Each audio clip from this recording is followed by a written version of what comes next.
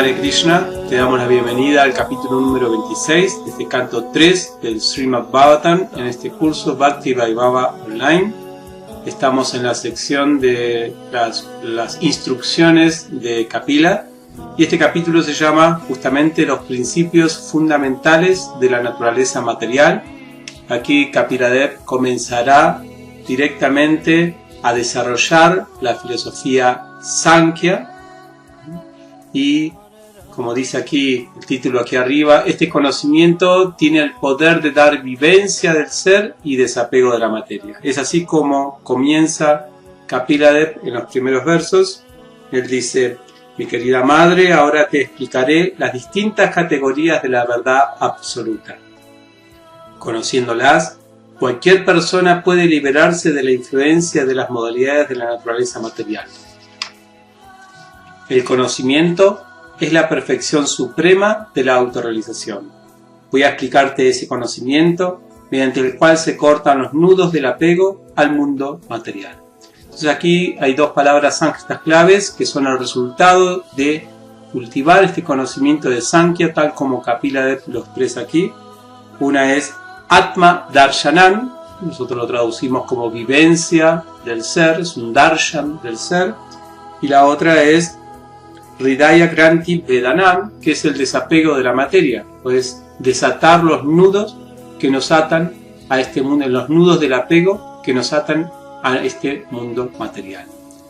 Ahora uno podría preguntarse, ¿una filosofía teórica, una explicación detallada, analítica de nuestra situación en el mundo, tiene tanto poder como para darnos Atma Darshanam y desapego de la materia?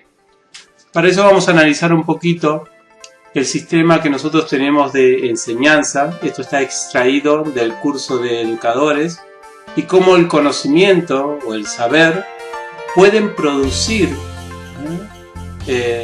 ciertas consecuencias tanto en el hacer, en las habilidades en la vida, como también en los valores. Por ejemplo, si nosotros recibimos el conocimiento teórico, ¿no?, por ejemplo, de este capítulo acerca de Sankhya Yoga, nosotros vamos a poder detectar que tenemos capacidades latentes. Por ejemplo, en este capítulo se va a expresar de que nosotros somos originalmente sirvientes del Señor, pero que por el ego falso y por nuestra tendencia a actuar independientemente del Señor, queremos disfrutar de la materia. Por lo tanto, entendemos que tenemos una capacidad latente de ser sirvientes eternos de la Suprema Personalidad de Dios. Por lo tanto, nuestros valores, nuestro ser, entendemos que tenemos esas cualidades innatas. Saber todo esto no nos hace todavía Atma Darshanam, pero al menos sabemos cómo es la situación en este mundo material. Es como cualquier persona, o sea, el conocimiento teórico no se lo debe despreciar de alguna manera, porque sirve por lo menos para crear las bases. Nosotros también llamamos al conocimiento teórico muchas veces o la descripción de nuestra situación en el mundo y la relación con la naturaleza material y con Dios, lo llamamos Sambandha. Sambandha significa relación y nos expresan qué relación tenemos con el mundo y con Dios. Es muy importante saber eso, porque de acuerdo a eso es que nosotros sabemos cuáles son nuestras capacidades latentes, nuestras cualidades innatas, y especialmente lo siguiente que se hace es cómo actuamos, bajo qué vía, qué es el paso que debemos hacer, qué es el siguiente paso de acuerdo a nuestro conocimiento, a nuestro sambandha. Es como, por ejemplo, si una persona, un hombre, se siente atraído a una mujer, él comienza a ver a esa mujer en un tipo de relación conyugal, de pareja. Pero si alguien le dice, le establece el sambandha, que esa mujer en realidad es su hija, que él no la había reconocido, prácticamente la forma de actuar de esa persona o el desarrollo de habilidades en la parte del hacer va a cambiar con esa muchacha simplemente por un conocimiento teórico que alguien le dio. De la misma manera, si nosotros tenemos un conocimiento teórico correcto sobre nuestra relación con la naturaleza material, nuestra relación con Dios, entonces vamos a poder actuar correctamente, vamos a desarrollar las habilidades correctas en base a ese conocimiento. Entonces aquí tenemos el gráfico. Primero entonces desarrollamos esas habilidades y esto nos va a permitir que al desarrollar habilidades correctas de acuerdo a una teoría correcta de conocimiento, a una relación correcta, vamos a empezar a eliminar las cosas indeseables que tenemos. En el ejemplo del hombre que se había enamorado de su hija, va a eliminar ciertamente todos los pensamientos perversos que él tenía, o perversos o sentimientos más bien conyugales que tenía con esa mujer. Va a tratar de esforzarse por sacarse todo eso. De la misma manera, si nosotros sabemos que nuestra naturaleza espiritual es eternamente relacionado con el Señor, como compañeros del Señor en su servicio devocional trascendental, y que la materia nos está, como se explica en Sankhya, realmente la materia nos está controlando debido a nuestro ego falso. Entonces nosotros vamos a trabajar internamente por eliminar todos los aspectos de nuestro ser que tienen que ver justamente con esta dominación de la naturaleza material. Al trabajar de esa manera, nosotros vamos a poder comprender mejor nuestra situación en el mundo material, porque un conocimiento teórico, cuando se trabaja en la vida práctica, nos da comprensión. Todavía no es Atma Darshanam, vivencia del ser, pero estamos en la segunda etapa del conocimiento, que es la comprensión. En ese entonces, nosotros nos volvemos sabios, exactamente sabios, ya comprendemos nuestra situación en el mundo y nos estamos esforzando por actuar de acuerdo a eso.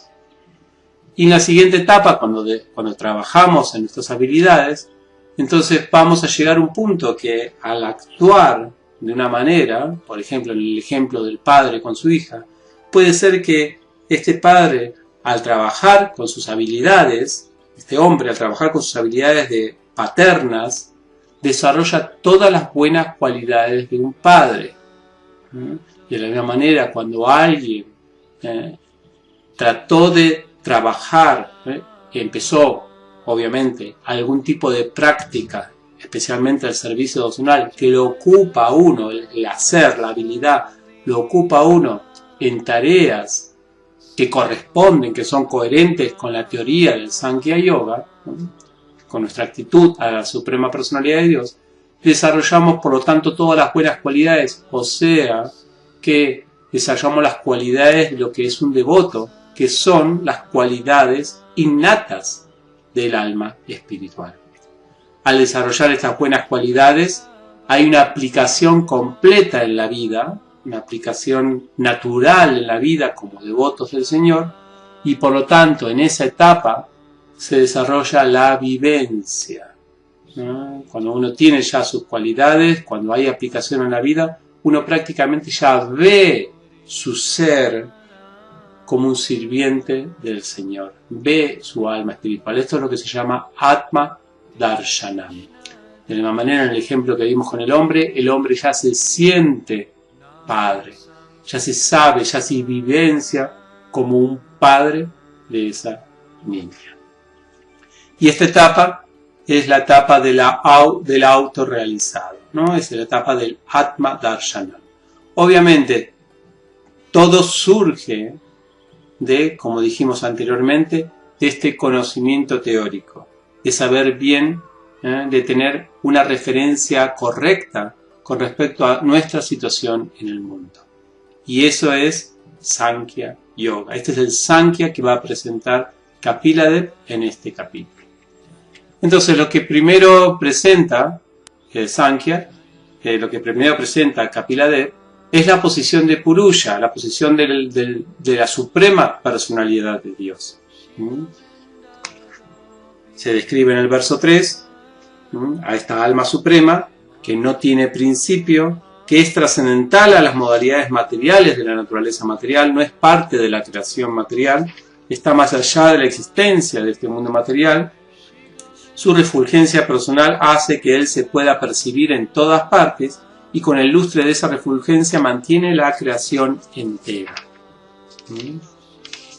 Y en ese momento, porque tiene que describir Kapila de las distintas categorías de la verdad absoluta, en ese momento Purusha hace un lila, lleva a cabo un lila. Lila, la definición de lila se da en estos versos, en este capítulo. Si la Prabhupada analiza esta palabra y es, digamos, la disposición voluntaria a algo que a uno lo hace feliz. Uno hace un acto voluntario para ser feliz. Así que Krishna, Purusha, la suprema personalidad de Dios, opta por hacer un acto que lo hace feliz a él. ¿Cuál es ese acto que lo hace feliz a él en este contexto de Sankhya? La creación del mundo material, la naturaleza material. ¿Por qué le hace feliz a él crear un lugar donde las entidades vivientes podrían sufrir?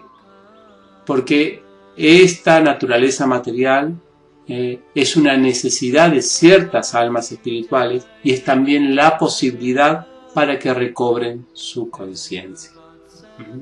Srila Prabhupada dice que da el ejemplo de la prisión, que cuando alguien, digamos, visualiza la creación de una ciudad, debe también visualizar la creación de una cárcel.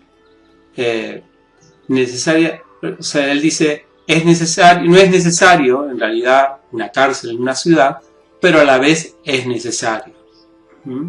Porque se le da la oportunidad ahí a las personas que van a ver, personas que no aceptan el plan de las autoridades y por lo tanto deben tener su camino corrector en esos lugares.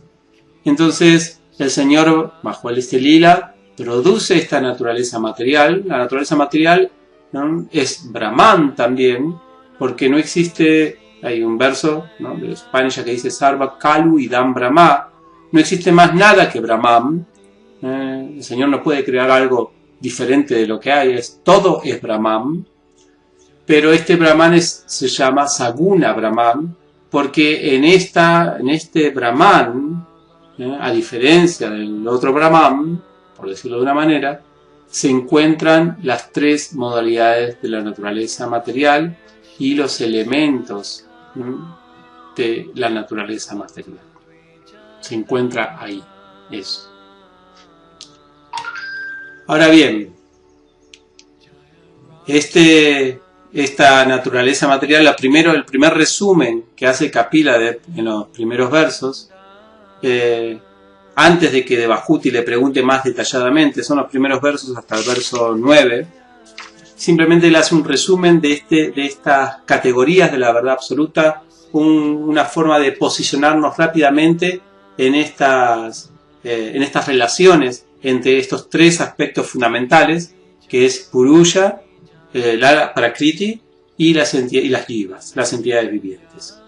Entender bien la relación de estos tres hace que uno se posicione, como decíamos anteriormente, adecuadamente en sus actos en la vida. Estos fueron también los tres aspectos, los tres entes, que Vyasa en su meditación, como vimos en el primer canto, visualizó antes de escribir el Srimad Bhagavatam.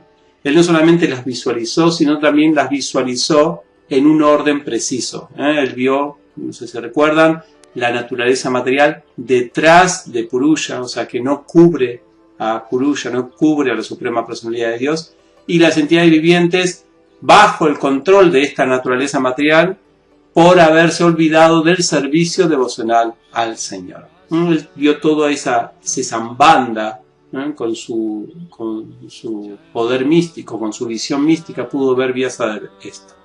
De la misma manera aquí Kapila también está describiendo esta misma esta misma relación entre estos tres aspectos ontológicos: Purusha, naturaleza material, y las entidades vivientes. Entonces aquí se describió ya Purusha como él produjo esto, con la naturaleza de él que está más allá de la naturaleza material, y que produjo la naturaleza material solamente por su lila, no porque fue forzado. Se explica también la naturaleza material, que eso se va a explicar luego más en detalle, y se explica también las entidades vivientes cómo están condicionadas por esta naturaleza material. Es interesante que en los versos que describe el condicionamiento de la entidad viviente bajo la naturaleza material, hay un verso, por ejemplo, el verso 8, que es prácticamente hasta el sánscrito casi similar, por algunas palabritas nada más, al verso del Bhagavad Gita 13.21, donde también en ese capítulo, en el Bhagavad Gita, se describe el Sankhya Yoga. Y este verso es muy importante, es el verso 8 que dice Karya Karana Katripe, empieza con esa palabra, esa frase sánscrita que es la misma que el Bhagavad Gita. Dice que la naturaleza material es la causa de todas las acciones y reacciones en este mundo material, que las entidades vivientes no se pueden atribuir eso. Todo es hecho bajo las modalidades de la naturaleza. Esto se dice también en el Bhagavad Gita 3.27. Pero ¿qué es lo que hace la entidad viviente? Ella es la causa de la felicidad o la aflicción. O sea que la causa de que las entidades vivientes estén afligidas son ellas mismas. Y la causa de que puedan liberarse también son ellas mismas. O sea que es la responsabilidad absoluta de la entidad viviente el estar en esta naturaleza material o liberarse. También Srila Prabhupada aquí hace una gran diferencia entre, porque a veces los mayavadis, al leer este capítulo, al leer estos versos, interpretan que cuando se describe a Purusha como haciendo el lila de crear esta naturaleza material, ellos dicen que es la entidad viviente la que crea esta naturaleza material para disfrutar y meterse en esta naturaleza material y condicionarse. Esto está negado por estos versos, porque la definición misma de lila, la definición de la palabra lila, contradice que una persona acepta sufrimientos voluntarios. Lila significa placeres voluntarios. No hay ningún... y otra cuestión también es que la entidad viviente, cuando entra en la naturaleza material, es condicionada por ella. O sea, pierde su libertad de elegir. Es forzada a actuar por la naturaleza material como la naturaleza material dicta, no como la entidad viviente es. El forzarse, Prabhupada dice, que la entidad viviente sea forzada por un karma particular a actuar de una manera particular, es muy diferente de la situación en la que el Señor elige participar en esta naturaleza material bajo su exclusiva libertad. Estos son algunos de los aspectos que se describen aquí con respecto a esto. Entonces, estos son la primera parte de la introducción que da resumida de la relación de estos tres aspectos que da Kapila Dev, y enseguida Devahuti pregunta las distintas ya más en profundidad, en variedad, las distintas categorías de la verdad absoluta. Así que lo primero que va a describir aquí Kapila Dev es las distintas fases, por decirlo de una manera, de la naturaleza material. Nosotros entendemos que el Señor creó la naturaleza material, pero esta naturaleza material tuvo diferentes fases hasta el punto de lo que vemos hoy en día. Entonces la primera fase es la del pradana. Pradana es la forma más sutil que existe del mundo material, de la naturaleza material.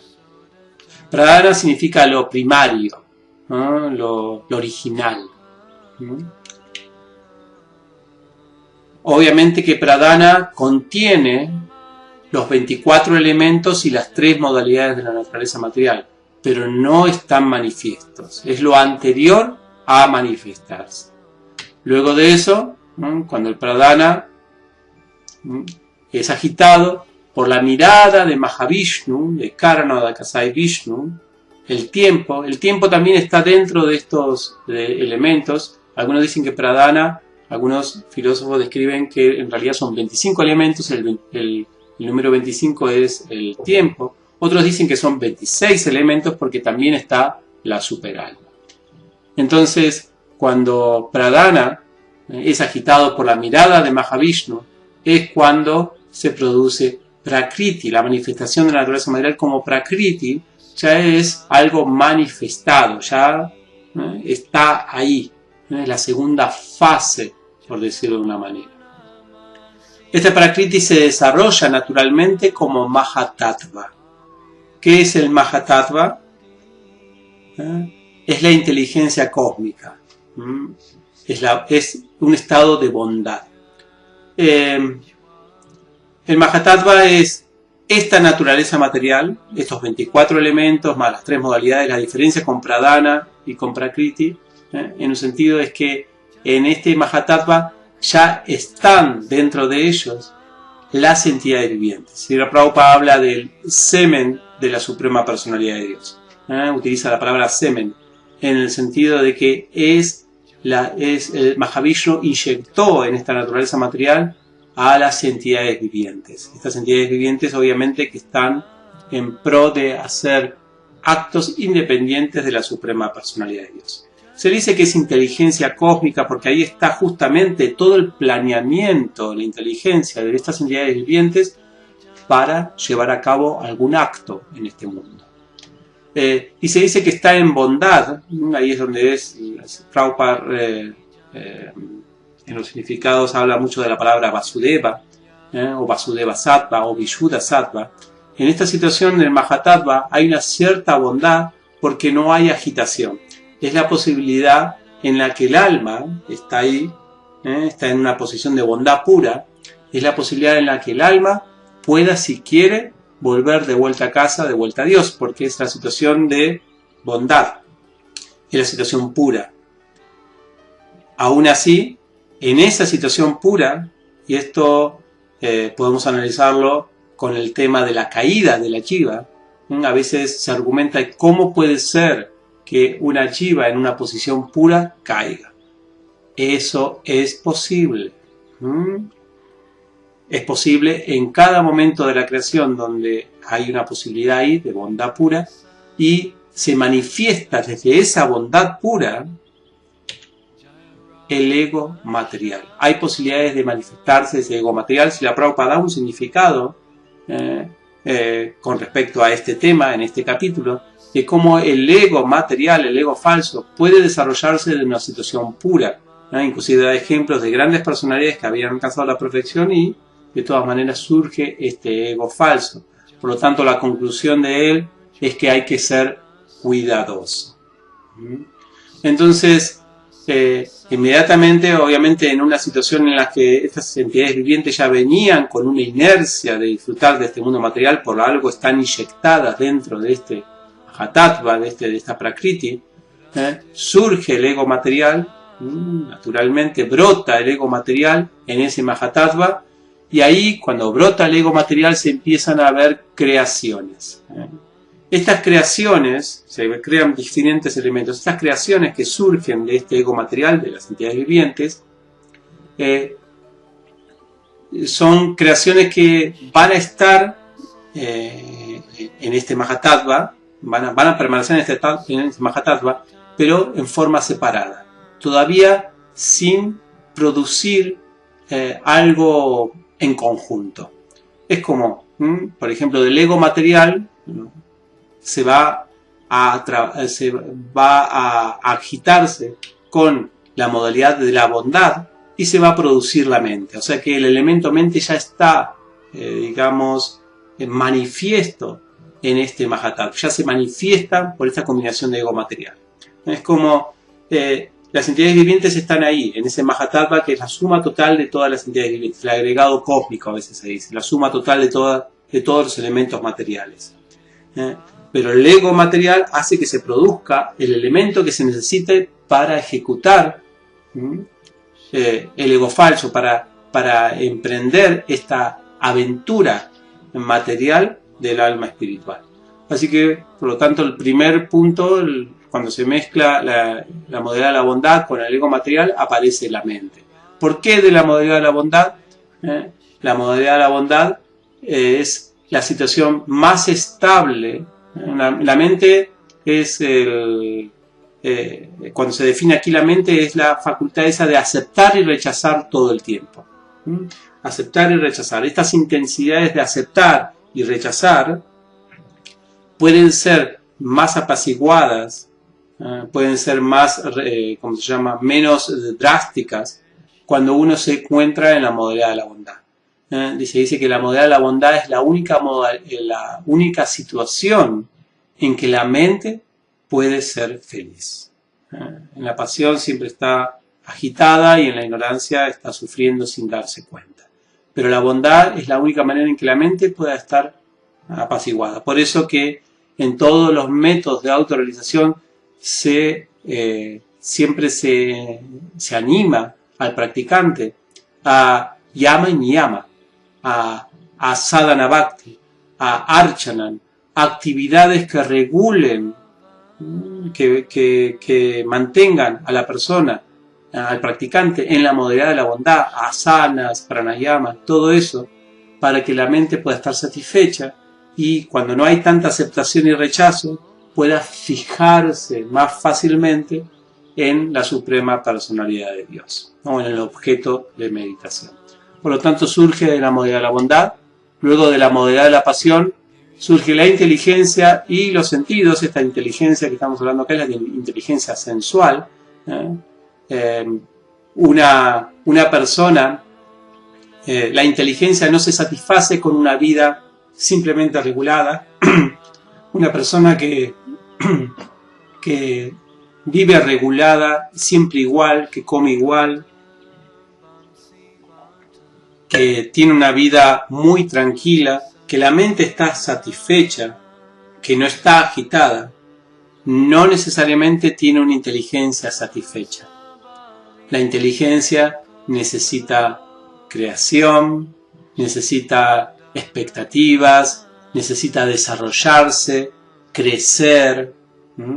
Entonces, en ese sentido, esto nace justamente de la modalidad de la pasión. Y la modalidad de la pasión también implica la utilización de los sentidos, o sea que surge también de esa modalidad de la pasión y el ego material, estos sentidos materiales que son los 5 de adquisición del conocimiento y los 5 de trabajo. Esto va explicando aquí. Aquí, Srila Prabhupada, Kapila también habla de el elemento inteligencia en el verso 30, interesante para que nosotros analicemos en nuestro encuentro online o en los foros las funciones de la inteligencia. Y aquí se da las funciones, como dice que las funciones de inteligencia son la duda, la comprensión errónea y la correcta, el sueño y la memoria. Todas estas son las funciones de la inteligencia. Nosotros podemos analizar esto desde el punto de vista que cuánto nosotros utilizamos la inteligencia en nuestro servicio devocional. Entonces, si la duda, el de identificar lo erróneo, identificar lo correcto, ¿no?, la memoria, el sueño, son las actividades de la inteligencia, entonces ¿cómo, de qué manera lo utilizamos? ¿Nosotros solamente fijamos la mente en el Señor nada más? ¿O utilizamos también la inteligencia? ¿Dudamos, por ejemplo, al estudiar, por ejemplo, si vamos a ver algún tipo de actividad devocional, por ejemplo, en este estudio del Bhakti-Vaibhava, mientras estamos estudiando el Bhava, mientras estamos leyendo, solamente leemos y absorbemos, o tratamos también de dudar de ciertas cosas, de buscar la duda, ¿no? La duda más bien sana, ¿no? No la duda de si esto es verdad, sino cómo esto es verdad, ¿no? ¿Por qué esto dice en este capítulo y en el siguiente capítulo dice otra cosa? ¿Cómo es esto? ¿Buscamos dudas mientras leemos? ¿O simplemente absorbemos como la mente, ¿no?, que acepta nada más? Eso es utilizar la inteligencia. Buscamos lo correcto, diferenciamos lo correcto del incorrecto. Por ejemplo, si hay una aseveración aquí en las escrituras, en el Bhagavatam. Nosotros diferenciamos cómo esa declaración yástrica puede ser utilizada en forma errónea o en forma correcta, de qué manera nosotros, todo eso significa utilizar la función de la inteligencia. Si nosotros no analizamos las escrituras, tratando de encontrar lo erróneo, ¿no?, de la aplicación de algunas citas o la aplicación correcta, nosotros no estamos utilizando tampoco la inteligencia. Otro aspecto es la memoria. Dice, ¿de qué manera nosotros utilizamos la memoria en la inteligencia? Significa, ¿de qué manera nosotros, cuando leemos las escrituras, tratamos de recordar otros conceptos de otras partes de las escrituras para darle más profundidad a lo que estamos leyendo en ese momento? ¿Cómo utilizamos nuestra memoria? Y el sueño está relacionado también con la inteligencia, porque el sueño es la manera en que la inteligencia descansa. Nosotros le damos tiempo a nuestro cuerpo, ¿no?, a nuestra inteligencia, para descansar, para recrearse, para dormir. Esa es la manera en que la inteligencia se refuerza. La mente no le hace falta el dormir. En realidad, cuando nosotros dormimos, la mente sigue actuando. Hay experiencias en los sueños de aceptación y rechazo. Pero lo que no hay en los sueños justamente es el uso de la inteligencia. Nosotros podemos ver si a nivel personal estamos aplicando nuestra inteligencia, por ejemplo en este estudio, o si estamos aplicando la inteligencia también en nuestros servicios, de qué manera dudamos de algún aspecto en particular que estamos haciendo, lo cuestionamos o nunca cuestionamos nada. Nosotros damos lugar a otras personas, por ejemplo, si estamos liderando a otras personas, ¿damos lugar a que las otras personas utilicen la inteligencia o somos más bien dictatoriales? No permitimos la duda, no permitimos que ellos identifiquen las zonas erróneas o los aspectos erróneos en que se está desempeñando el servicio. Entonces esto es interesante para ver también cuánto nosotros utilizamos la inteligencia en nuestro servicio devocional, o cuánto hacemos que otros utilicen también la inteligencia en este servicio devocional. Al determinar aquí en este capítulo qué significa inteligencia, nosotros podemos entender esto. A veces nosotros creemos que inteligencia es saberse nada más mantras de memoria, ¿no?, o ser muy erudito. No, aquí inteligencia tiene otro sentido. Es interesante para analizar también. Y luego tenemos el ego material mezclado con la modalidad de ignorancia, es donde se producen los elementos materiales: tierra, agua, fuego, aire, éter, los sentidos, todas las interacciones, los objetos de los sentidos. Todo eso es producido del ego material y la modalidad de la ignorancia. Decíamos anteriormente que todo esto es agitado originalmente, ¿no?, como vimos acá al principio, por el tiempo. Hay un significado también de Srila Prabhupada donde habla acerca del tiempo. En realidad es Kapila el que también lo expresa y dice algo muy interesante con respecto al tiempo. Dice que porque en toda esta naturaleza material, ¿no?, en todo la entidad viviente, cuando está dentro de esta naturaleza material, nosotros somos protagonistas. La naturaleza material es protagonista, pero si fuera esto una película, no vemos el protagonismo de la Suprema Personalidad. Al menos no tiene un papel aquí. Aquí parece solamente que es la entidad viviente contra o con la naturaleza material, si hacemos una película. Pero ¿dónde está el Señor Supremo?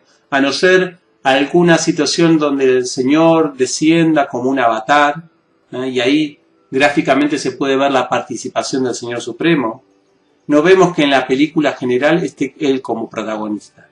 Y es extraño, porque el Señor siempre tiene que estar ahí, aunque no lo veamos. Así que aquí Kapila Dev dice que es la influencia de la Suprema Personalidad de Dios en este mundo material, o el protagonismo, el papel que Él ocupa en esta naturaleza material, es el tiempo. Y obviamente que el tiempo ejerce un papel, a pesar que parece invisible, un papel de mucho poder. Todos en forma, digamos,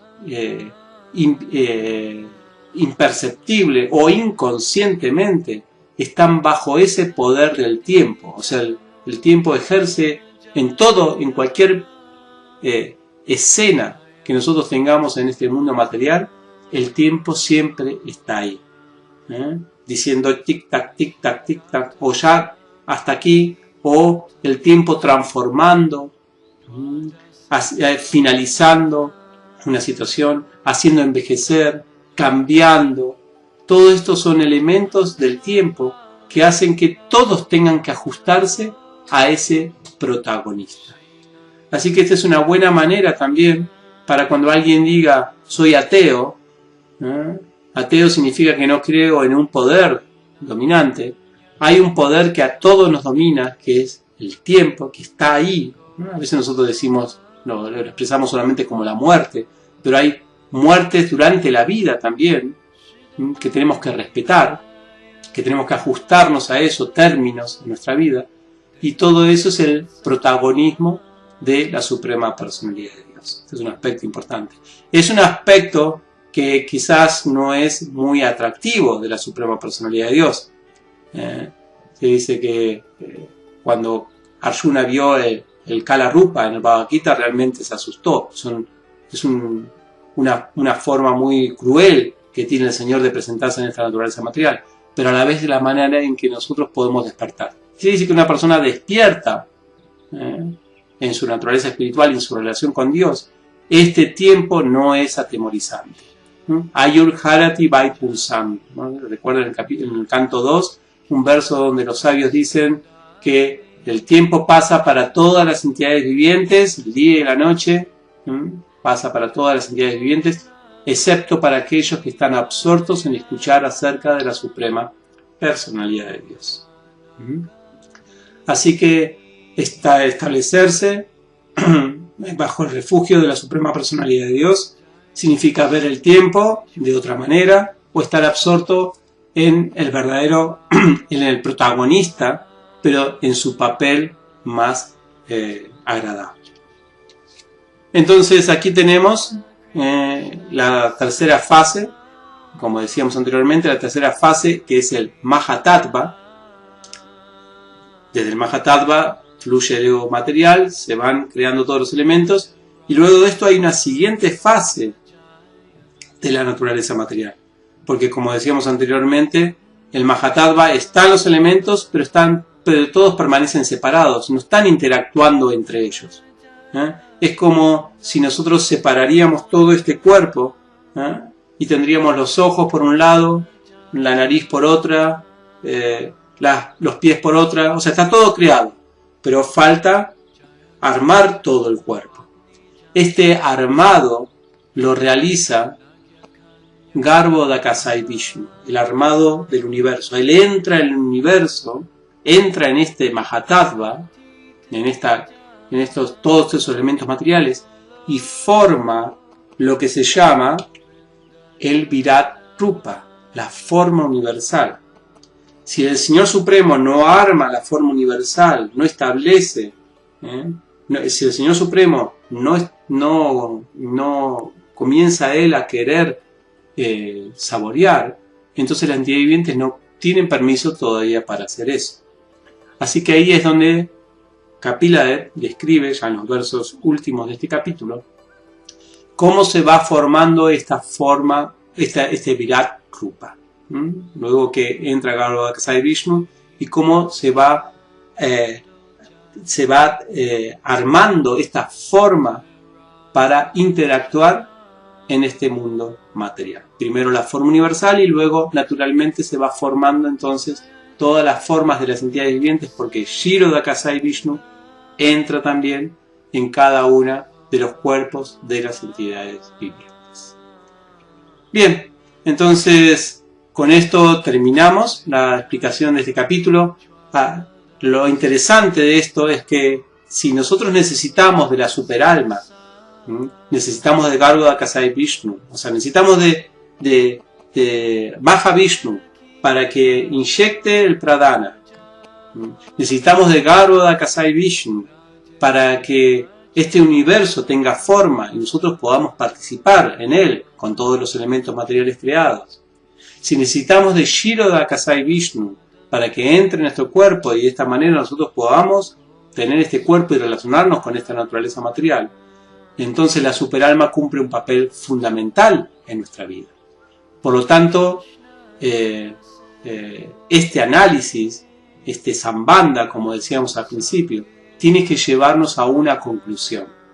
Y esa conclusión es obtener esa superalma, ¿no? Meditar en esa superalma.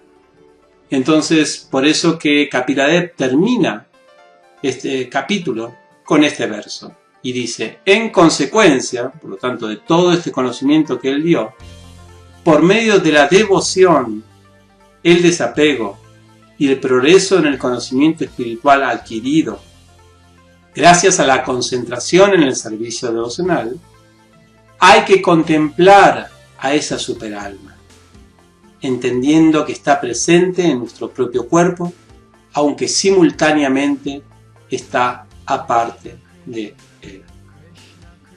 Bien, con esto entonces terminamos la explicación de este capítulo. Nos vemos entonces en el próximo encuentro online. Muchas gracias. Hare Krishna. Krishna Krishna, Krishna Krishna, Krishna Krishna, Rakshama.